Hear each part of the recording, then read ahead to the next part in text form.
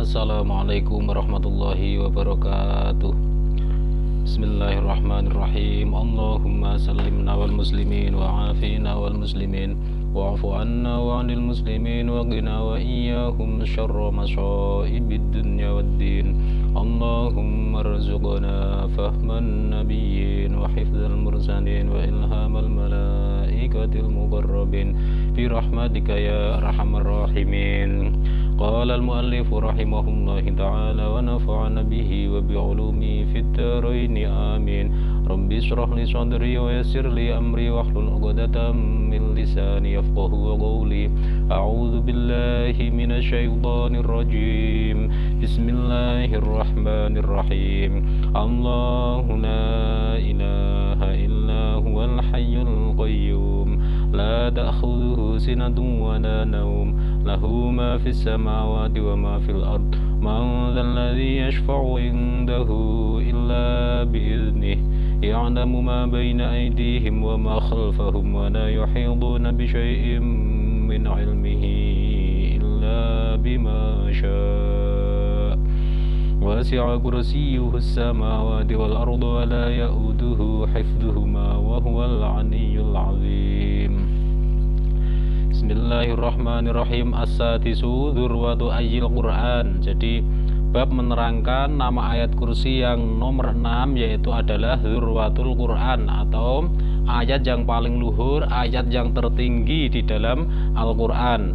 Kenapa disebut dzurwatul Qur'an? Lima dzukira fi khosaisil qudsi inna likulli syai'in dzurwatan wa dzurwatu ayyil Qur'ani ayatul kursi faman dawama ala qiraatiha bi'adadi kalimatiha au bi'adadi hurufiha adatil karutbatil aliyati ila qari'iha. Jadi kenapa di ayat kursi disebut dzurwatul Quran di dalam nama ayat kursi yang nomor 6 ini? Itu karena disebutkan di dalam kitab Khosaisil Qudsi inna likulli syai'in dzurwatan. Jadi di setiap sesuatu, sesungguhnya di setiap sesuatu itu adalah dzurwatan, atau ada petingginya, atau ada bagian yang paling tinggi, yang tertinggi, yang paling luhur. Wa dzurwatu ayyil Qur'ani ayatul kursi, dan bagian yang tertinggi di dalam Al-Qur'an, bagian yang tertinggi, ayat yang tertinggi di dalam Al-Qur'an itu adalah ayatul kursi. Faman dawama ala qiraatiha bi adati kalimatiha au bi adati hurufiha adatil karutbatil aliyati ila qariha.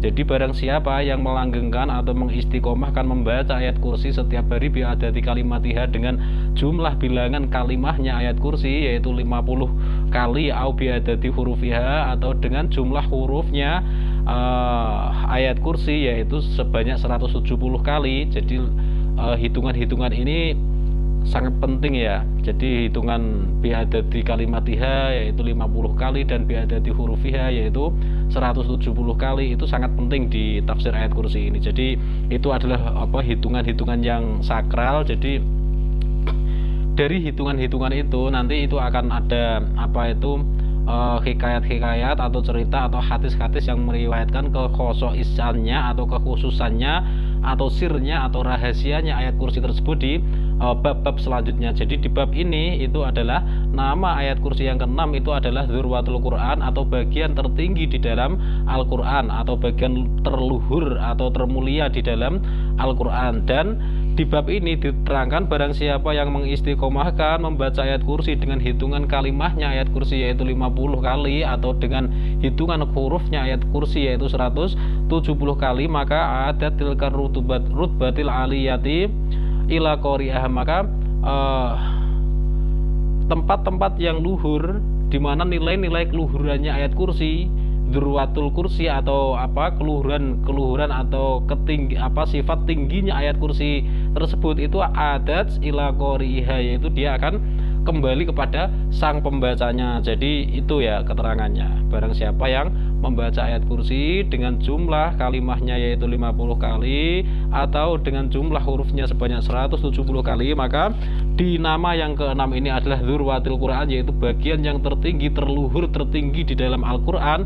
Maka sifat-sifat itu akan kembali ke pembacanya gitu loh, yang ala qori'iha, kembali kepada pembaca. Sifat-sifat itu menjadi dimiliki oleh sang pembaca ayat kursi ini gitu. Ini tertulis di dalam kitab Khosoisil Qudsi.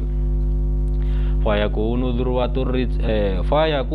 dzurwatar rijali wan nisa'i. Jadi maka adalah luhur-luhurnya lelaki, dzurwatar rijali wan nisa'i. Jadi bagi siapa dia itu baik laki-laki ataupun perempuan, ketika dia itu mendawamkan atau mengistiqomahkan ayat kursi dengan jumlah tersebut, maka dia adalah mulia-mulianya lelaki di dunia ini dan juga mulia-mulianya perempuan yang ada di dunia ini. Maksudnya seperti itu. Intaha itu sudah selesai.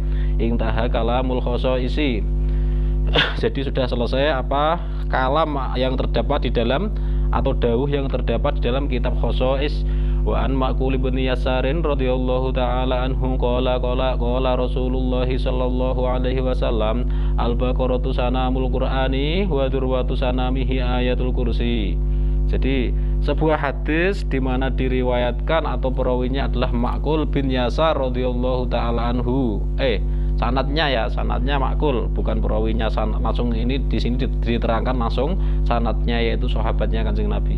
Wa an Ma'qul bin Yasarin radhiyallahu taala anhu qala, sahabat Ma'qul bin Yasar radhiyallahu anhu, beliau berkata bahwasanya Rasulullah pernah berkata, qala Rasulullah sallallahu alaihi wasallam al-baqaratu sanamul Qur'an. Jadi surah Al-Baqarah itu adalah sanamul Quran atau punuknya Al-Quran. Punuk itu adalah bagian yang tertinggi di dalam sesuatu. Artinya punuk itu kalau kita memahami sapi itu ada punuknya. Punuk itu di belakang kepala, di belakangnya leher lagi itu adalah punuk. Ada semacam yang menonjol lah di bawah di belakangnya leher itu. Nah, itu namanya adalah punuk. Punuk itu adalah bagian tertinggi dari sapi itu sendiri. Jadi kepala itu ketika dibuat rata, itu punuk itu adalah bagian yang tertinggi dari sapi. Jadi punuk itu maksudnya adalah bagian yang tertinggi. Masalah sapi ini saya menisbatkan atau mengibaratkannya sendiri, maksudnya seperti itu.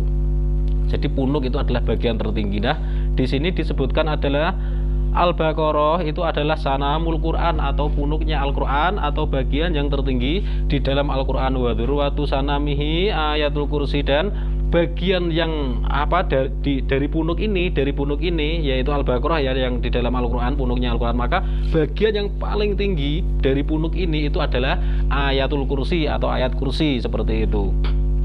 Nazala ma'a kulli ayatin minha thamanuna alfa malakin wastakhrajat ayatul kursi min kinzin tahtal arsy fawasolat bi suratil Baqarah kadza fit taisir. Jadi ketika ayat kursi itu diturunkan kepada Rasulullah sallallahu alaihi wasallam, maka turunnya bersamaan dengan turunnya ayat kursi ini diiringi dengan thamanuna malakin atau 80 thamanuna alfa malakin Jadi dengan 80.000 malaikat yang mengiringi turunnya ayat kursi ini kepada Rasulullah Muhammad sallallahu alaihi wasallam. Dan wastakhrajat, ayat kursi itu dikeluarkan atau diturunkan oleh Allah Subhanahu wa taala itu min kinzin, dari sebuah gedongan atau sebuah bangunan, di mana bangunan itu tahtal arsy, terdapat di bawahnya ars, yaitu kalau di bab sebelumnya itu disebut kinzir rahmah, atau turunnya yang di bawah arsy itu disebut kinzir rahmah atau gedongnya rahmah atau pusatnya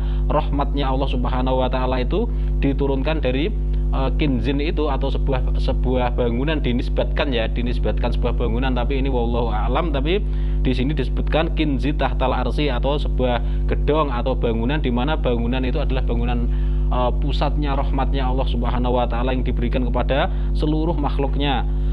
Itu terdapat tahtal arsy atau di bawahnya ars.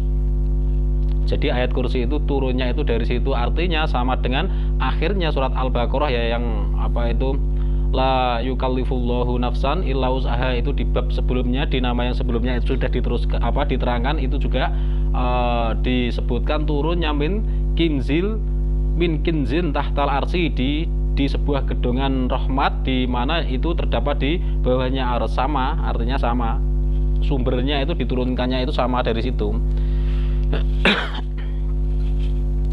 Fa sholat bi suratil Baqarah, maka tinemulah atau terjadilah atau bertemulah ayat kursi itu di dalam surat Al-Baqarah, karena Al-Baqarah itu merupakan surah yang paling mulia, sedangkan ayat kursi itu terdapat di dalam surah Al-Baqarah dan merupakan ayat yang paling mulia di dalam Al-Quran juga. Maksudnya seperti itu.